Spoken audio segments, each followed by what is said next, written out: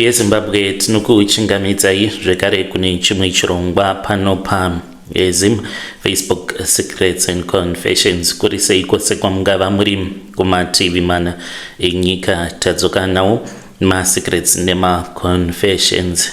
Regedzai tibva tapinda muma-messages edu tadzoka takakubatirai.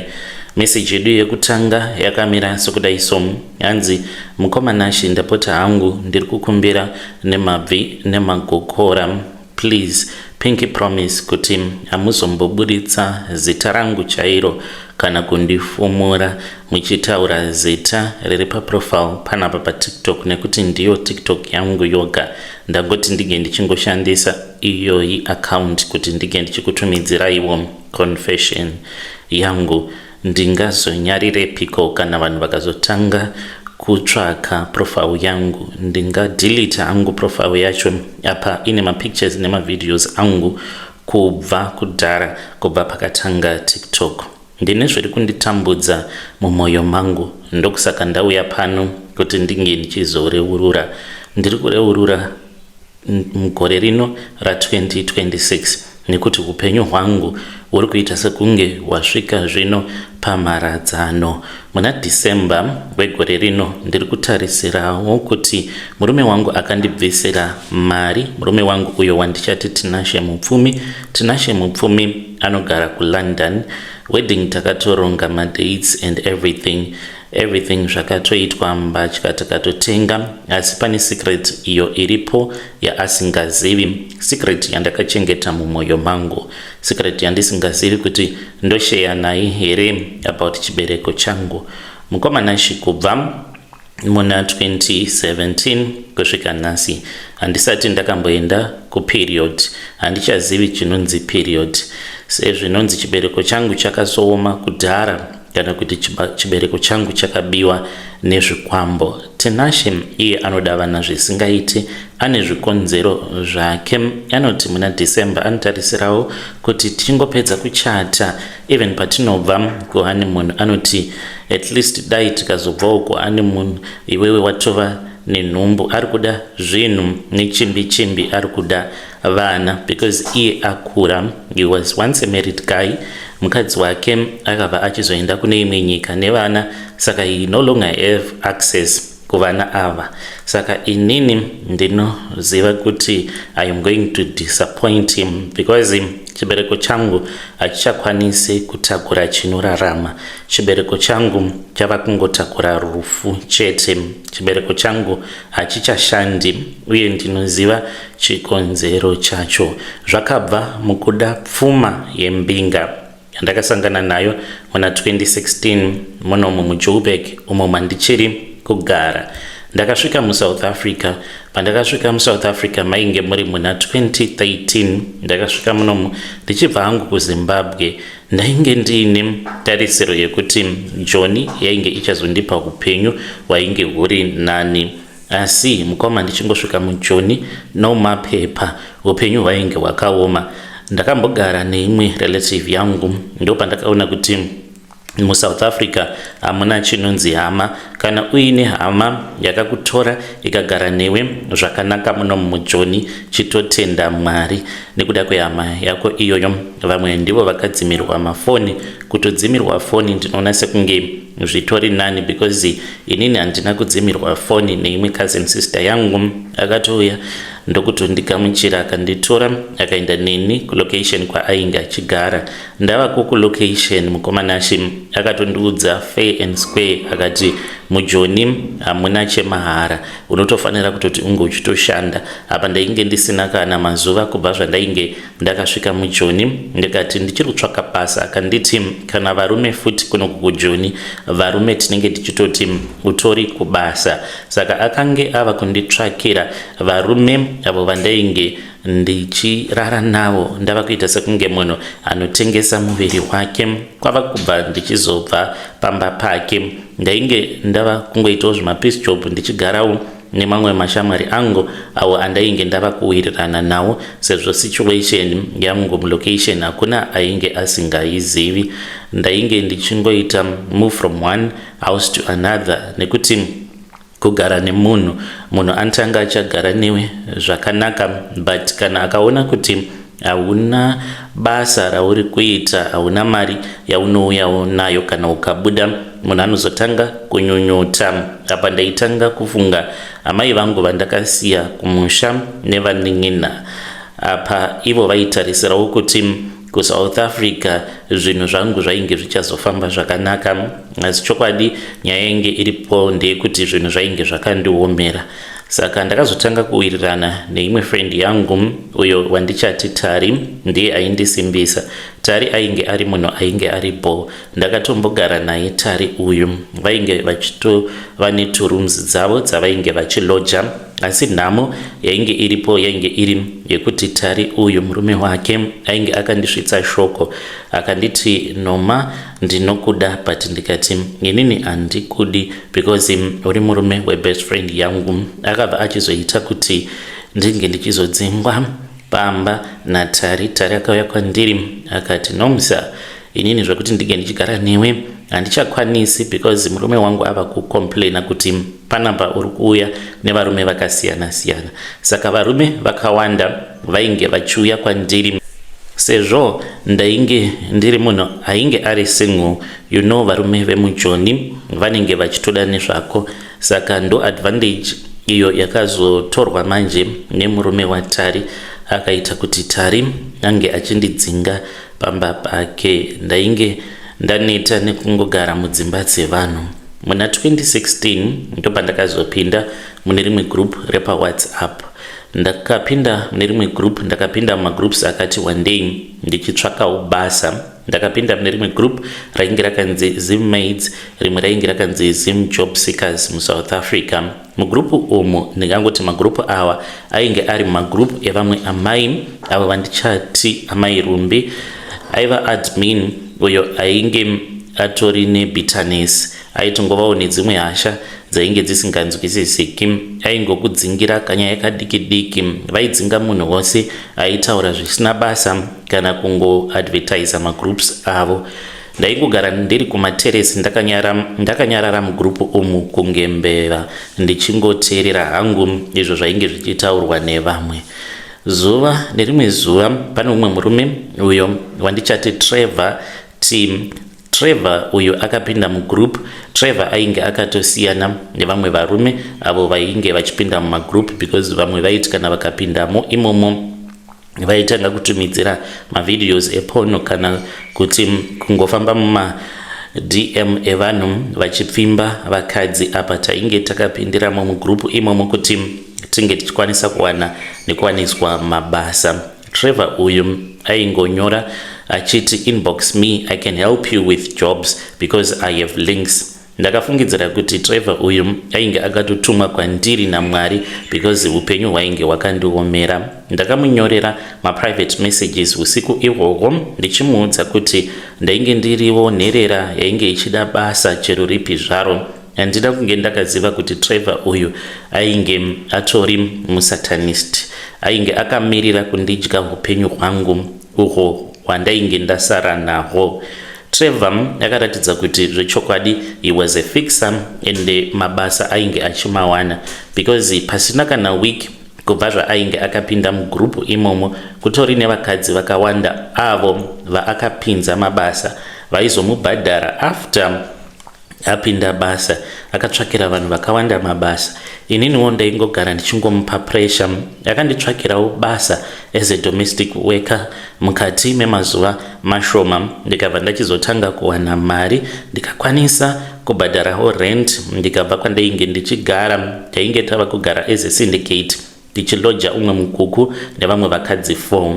Mukomanashi apa kamukuku kacho kainge kari kadiki, taingotiwo chero tawana pekuti tinge tichingoisawo musoro. Ndakabva ndachizotanga kuloja yanguwo room ndiri ndega. NaTrevor tainge tava kungogara tichingotaura tose nguva dzose because ndainge ndichimuona sekunge ainge ari munhu ainge akandibatsira because kumba ndainge ndava kutokwanisawo kututumidzirawo zvimari ende amai vangu vainge vachifara zvisingaite. Ndakabva ndatanga kumuremekedza Trevor uyu Trevor ndaigara ndichimuudza kuti iwewe uri ngerozi yangu iyo yakatumwa naMwari. Pakufamba kwenguva mukomanashi ndakazogumisidzira ndava kumuda Trevor uyu because ainge ari very good kwandiri. Taigara tichingotaura through my phone calls and iye aigara achingondibvunza kuti uri sei, vari kukubata zvakanaka here, ndokutsvakira here rimwe basa. Sezvo ndiye murume wandainge ndichingotaurawo naye pafoni pangu apa ndainge ndava nenguva kubva zvandainge ndakakomisidzira kutaura nemurume nyaya dzerudo. Takatanga kusangana, taenda kumall, toendawo tonodyawo zvelevel rangu mukoma ndainge ndichitofara. Saka wainge watongova mujolo but zvingori casual, nothing serious.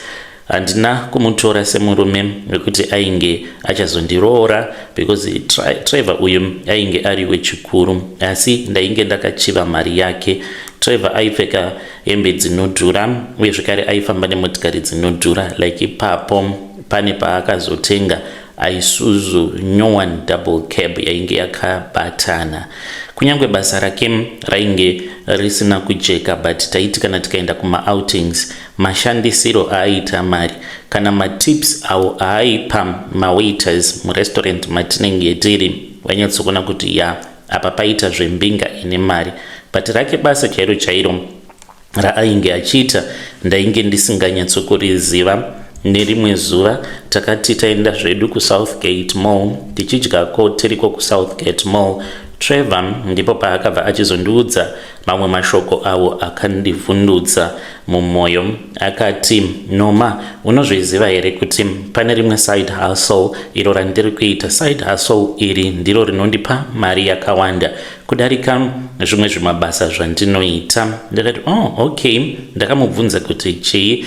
Akambonyarara kwechinguva ndokubva ati kwandiri, ndinotengesa mapads anenge akashandiswa nevakadzi vanenge vari kumazuva avo, maZimbabwean kana kuti maSouth African. Ndakashamisika. Apa we were busy eating, munhu ava kutaura nyaya dzakadaro. Ndikati apa ndainge ndava kungopindurawo semunhu ainge achida kungofadzawo mutengi wake. Akandiudza kuti iye ainge achitengesa mapads iwawo anenge akashandisiwa kune vamwe varume vechiNigerian. Ndakaseka ndichifungidzira kuti maybe it was just a bad joke. Ndikati, iwe ndiudze mapads akashandiswa anenge aine tsvina ungamatengesera ani? Ndiani angada kutenga mapads akashandisiwa? Trevor akabva ati kwandiri, Noma, hauna chaunoziva iwe. You're asking me childish questions. Kunoku kunonzi kuJoni Igoli the place of gold. Kunoku ndokunogadzirwa mari chete.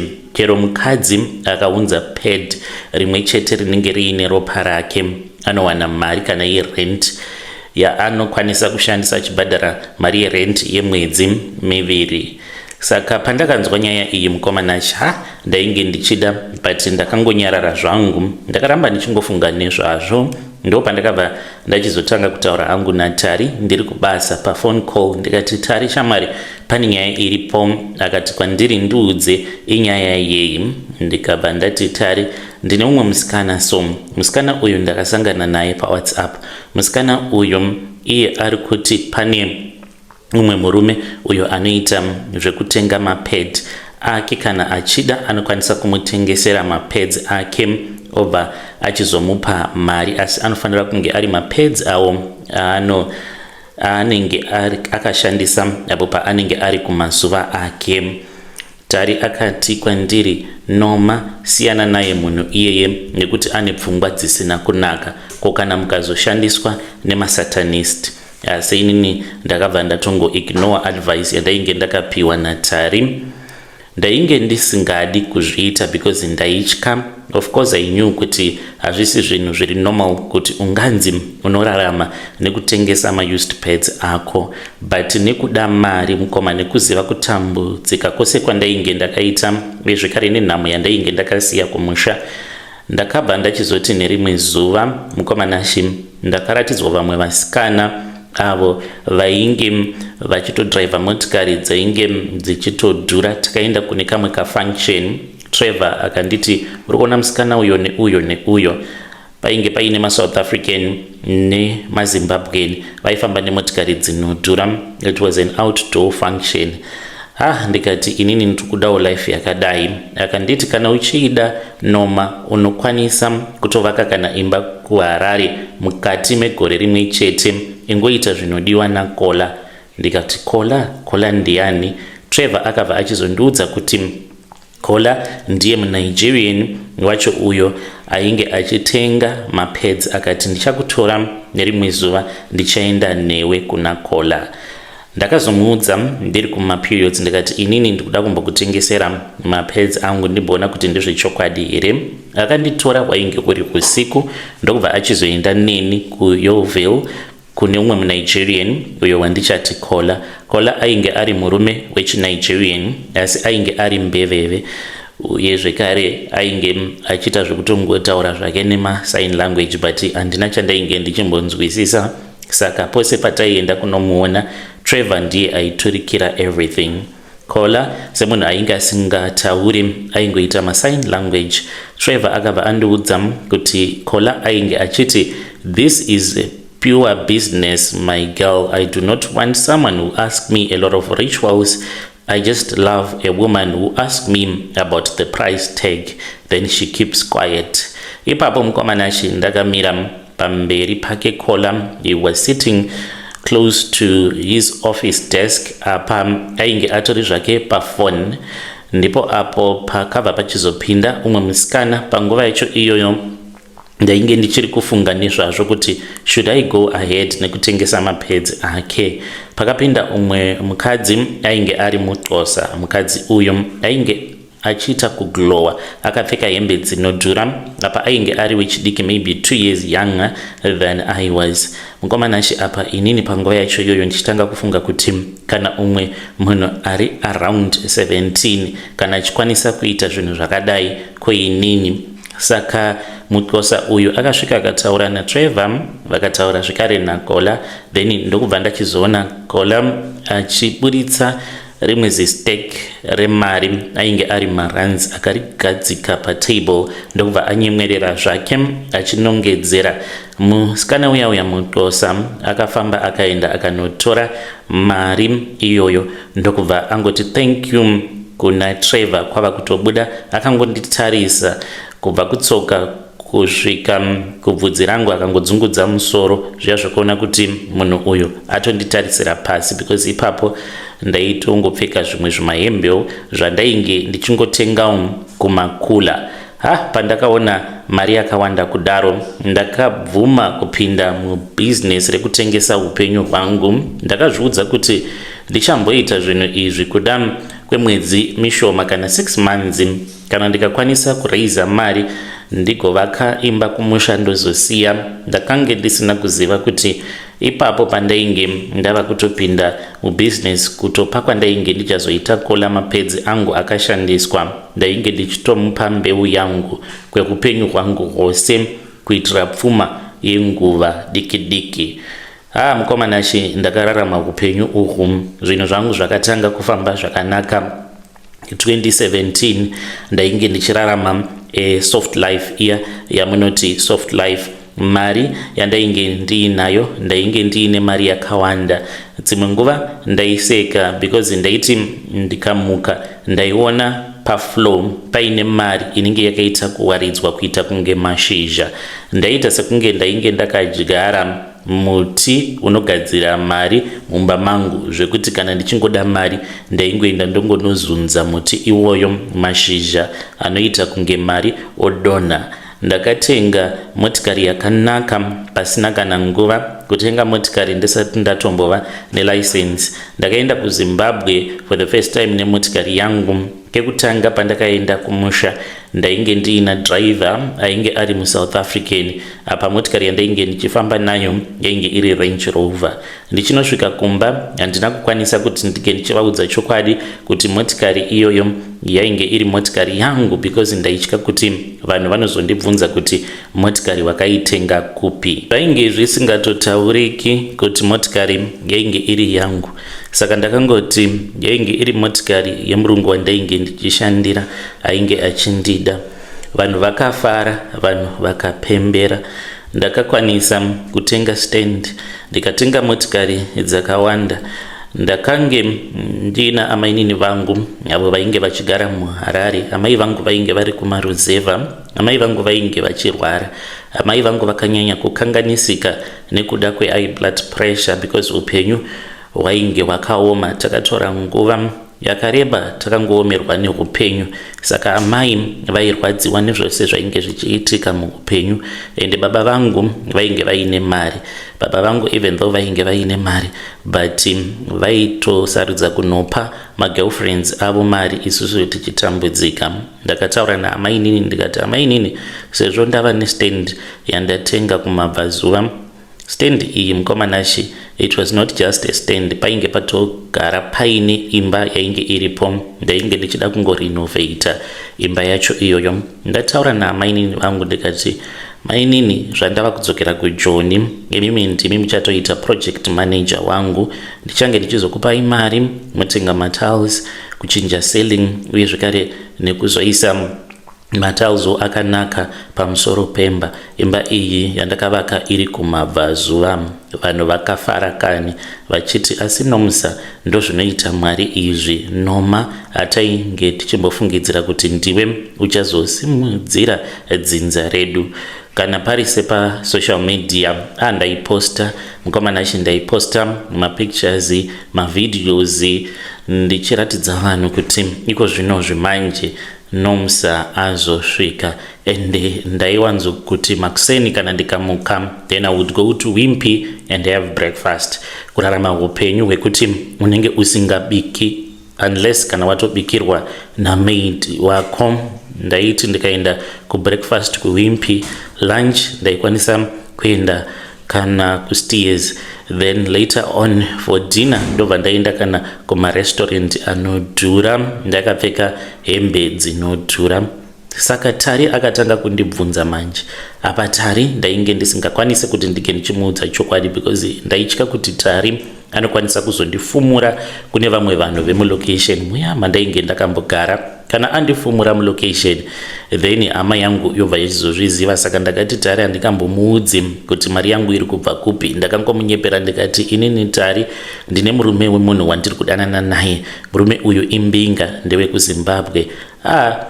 Tari iye being Tariro aigara achingondipa maadvice, zvima-advice zvake zvekupenga. Noma dai wasiyana nazvo, dai waregedza kudanana nevarume vevanhu. Ko kana kuri kunzi ukazodirwa nemafuta anopisa kana kuzobatwa uine murume wemunhu ukarohwa, dai wasiyana nazvo. Ndakasvika pakumubloka Tariro nenyaya yekuti ainge aine shanje kwandiri, ndikamublokera kuroko. Ndikati kana wava mupfumi unofanira kuti unge uchitamba nevapfumi nekuti ndivo vanokupa maideas. Asi mukomanashi zvinhu zvakazoshanduka. Mainge muri muna May muna 2017 pane zvinhu zvakaitika zvakatanga kundinetsa.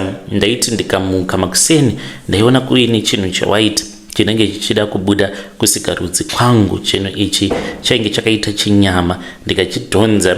Ndainzwa kurwadziwa but not too much, but ndaiti kana ndikachisiya ndaizotanga kunzwa imwe pain isingaiti. Saka ndaitoziva kuti makuseni oga ndaitora kamera kangu, then ndobva ndazvitarisa kusasi, ndobva ndatoona chinhu ichocho chewhite chinenge chakadongorera. Ndobva ndachidhonza, chotobva chabuda chakaita chinyama, ndisingazivi kuti zvinyama izvozvo zvainge zvichibva kupi. Zvakangoitika kuda kweabout 5 days ndokubva ndatova bold, ndikati meno. Ndakange ndakamirira kuti ndige ndichizoenda kumwedzi sezvandainge ndagara ndichingoita. Asi mazuva angu akapfuura, hapana chakauya. Apa ndainge ndichiwana kuti ndige ndichiendesa mapedzi kuna Trevor. Ndakati maybe ndine stress. Ndikazviudza kuti maybe ndichazoona maperiods angu mwedzi unotevera. Mwedzi wechipiri wakapfuura, hapana. Mwedzi wetatu, mwedzi wechina, ndopa ndakatanga kurota mukomanashi ndichidirwa mavhu mudumbu mangu mushure mekunge ndatorerwa chibereko changu nevamwe varume vaita sekunge vekuNigeria, nekuti vaiuya kwandiri vakapfeka hembe dzedze dzinopfekwa nemanigerians vechirume. Ndakatanga kunzwa kupisa muchibereko mangu kuita sekunge ndiri kudirwa marasha muchibereko mangu. Pandakaona kuti ndo zvainge zvoitika apa Trevor, by then tainge tisisina communication yakanyanyisa unless kana ndiine mapedza ndiringe ndichida kumupa. Ndakamhanya ndikaenda kuna Trevor ndichichema misodzi yeropa ndikati team, handichazivi kuona mazuva angu kubva pandakatanga zvemapedza. I think pane chiri kuitika, handichazwisisi kuti chiri kuitika kumuviri wangu. Trevor mukoma akabva atondishandukira, akava umwe munhu wandainge ndisina kana kumbogara ndakaziva muupenyu hwangu. Akanditarisa neziso randingangoti it was a demonic look. Akati, Noma, did I promise you anything? Did I promise you children or money, Noma? Handiti you got the money right? Ndikati, ndiwe wava kutaura nini nekachirungu kudai? But akatongoti, handiti mari yako, you got it. So what do you want from me? You have a house in Harare that is standing. You have a car that is yours. The deal is done. Ndozva akandiudza. Kana arisa Trevor akanditamba yakapenga. Ndakaona kuti ainge andibloka ku WhatsApp. Ndakaenda ku Hillbrow uko kwandaiziva kuti I used to see him ikoko. I used to hang out at this other barber shop. Ndasvikapo ndikati ndiri kutsvakawo ka Trevor. Vaitondiziva vakomana ivavo vainge vari vekumusha. Vakati hatimuzivi mother, munhu wamuri kutaura nezvake. Mukomanashi ndakamhanya ndikaenda ku Yeoville zuva iroro uko kwandaiziva kuti kwainge kuine imwe shop yemanigerian uko kwataigara tichienda tichinoona kola, kwainge kutori neoffice. Asi pandakasvikapo manigerian acho vakatondita rough, vakati munhu uri kutaura nezvake hatitomuzivi. Ndakabva ndachizoshaya kuti ndoita sei. Ndakasara hangu neimba yangu, motikari dzangu, asi chibereko handichina. Chibereko changu chakasooma kudhara. Ndakazoenda kun'anga first ndikanoudzwa kuti ndakadyirwa chibereko changu. Ndikati zvin'anga izvi zvinonyepa. Ndokubva ndachizotanga kufambawo muvafundisi vakasiyana siyana. Ndikazoenda kumuprofita ndikaona kuti ndiri kungoudzwa same story. Ndaingoudzwa kuti upfumi hwako hwakabhadhara nevana vako, wakapa munigerian mbeu yako nekuda kwekuti iye anosimbisa pfuma yake nezvibereko zvevanhukadzi. Ndo pandakaona kuti side hustle yaTrevor yainge yandikuvadzisa. Iye ainge achiita mari, achiwana mari kubva kumanigerian. Isusu vasikana avo vaaipinza muhustle iyi tainge tiri masacrifices ehupfumi hwavo. Makore ose aya kubva 2017 kusvika nhasi ndiri kurarama upenyu hwakaoma. Ndine pfuma, it's not like I am rich, but ndine imba muHarare, ndine kabusiness, ndine motikari dzangu. Upfumi ihwohwo mukomanashi, ndinoti kana ndikatanga kufunga nezvazvo ndinoyeredza misodzi. Iko zvinozvi tiri muna 2026 uye upenyu hwangu hwasvika pekuti wazondiomera ende handichazivi kuti ndoita sei. Ndinodemba nhamo iyo yandainge ndichirarama ndiri mairi pandakasangana naTinashe mupfumi, my fiance, munhu aripo akabudirira anogara kuLondon. Tinashe haatombozvizivi kuti ndine masecrets awo andakaita pandakapinda muno muSouth Africa muna 2016. Hana chaanotomboziva nezvazvo because handisati ndamuudza kuti ndakambosangana nemurume anonzi Trevor.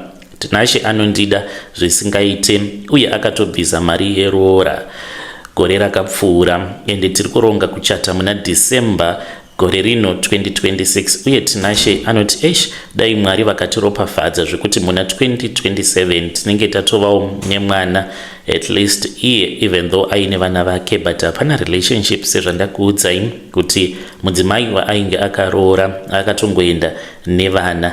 Mukomanashi ndoita sei? Ndinogara ndichingozvidya mwoyo, ndiri kupera ndiri kuonda. Tinashe anotofungidzira kuti utano hwangu huripo, asi haazvizivi kuti inini ndakauraya remangwana rangu nekuda mari yechimbi. Ndiri kutya kuti ndichanyadziswa muna 2027 mushure mekunge ndabva mukuchata nefiance, paachaona kuti mwana haasi kubatika. Ndoenda here kuna nachiremba ndinge ndichingonobviswa chibereko chacho ndongomuudza kuti ndainge ndiine kensa yechibereko ndokusaka ndakabviswa chibereko changu.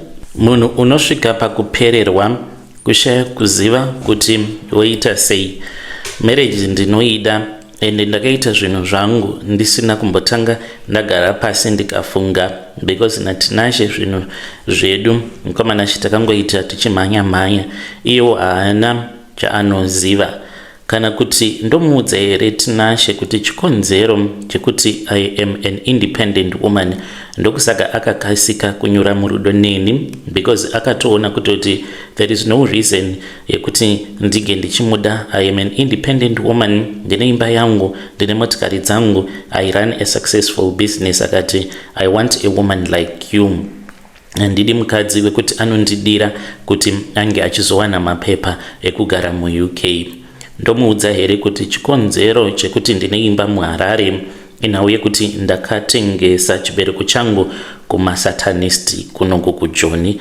Mukomanashi ndichitaura nemi kudai ndiri kuronga kuenda kuclinic nemuvhuro unotevera muno muJoburg. Ndizivi hangu kuti ndichanoudzwa kuti kudii ikoko kuchipatara, but I know kuti chibereko changu chakaparara. Ndinoda kuyambira vakadzi vose mungava muri mumagroups muchitsvaka mabasa muno muSouth Africa kana kuti kuZimbabwe, kana ukasangana nemunhu anenge achikuudza kuti kana ukandipa mapedzi ako unokwanisa kuita mari nekukasika, ziva kuti munhu iyeye anenge achitoshandira masatanist. Ndiyo confession yangu yandiinayo. Kana ndabva kuchipatara ndichazokuudzai.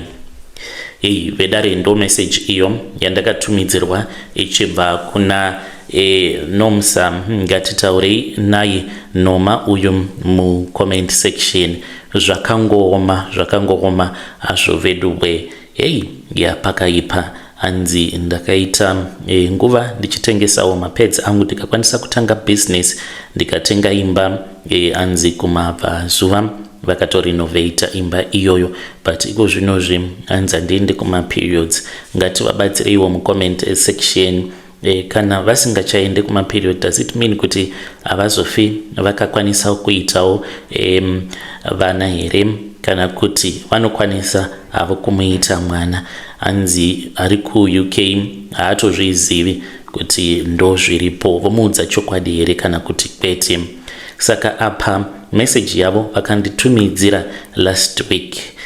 Vanzvadzi, kana kuri kunzi makazoenda kuchipatara, kana muchikwanisa kuuya mutiudzewo kuti results amakaudzwa ikoko kuchipatara makaudzwa kuti kudii, so that tinge tichizoshare nevadiwa vateereri vedu vakanditumidzira nyaya iyi. It was last week.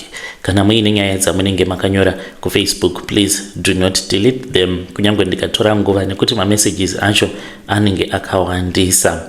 Regedzei tibva taenda panyedu inotevera. Nyedu inotevera yakamira sekudai so. Hanzi mukomana makadi zvenyu, please post my story makavikawo chitupa changu.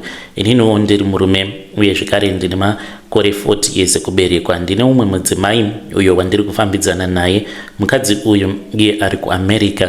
Saka ndodawo kungobvunza kubva kumhuri yeZimbabwe kuti zvinoita here zvaari kutaura, kana kuti munhu ake ari kuda kungoti tinge tichingofara tose pamafoni. Ari kuti kwandiri, you have to prove to me kuti you can take care of me. Apa inini kunoku kuSouth Africa ndinoshanda as a garden boy. Anoti mwedzi woga woga ndinofanira kumutumidzirawo mari. She is in America. Anonditumidzira mavideos, tinoita mavideo calls and everything, but ndasvika pakuti ndava kuremerwa. Tatova ne almost a year. Apa ndikuona kuti hazvichabalansa manje. Ndomuudza sei kuti inini sezvo ndiri kunoku kuAfrica mari yandiri kupiwa ishoma, because pandinoshanda ndinopiwa 4,300 rands. Pa 4,000 iyoyo kana ndikabvisawo 100 ndinokwanisa kusara ndatova kuma 1 point something. Apa ndinenge ndisati ndatenga chikafu kumusha. Ndine vana vaviri, even though takazosiyana na mai vevana. Vanotarisirawo kuti nditumidzire something, saka ndikabvisa $50 ndinotosara ndatova kuma 700 rands.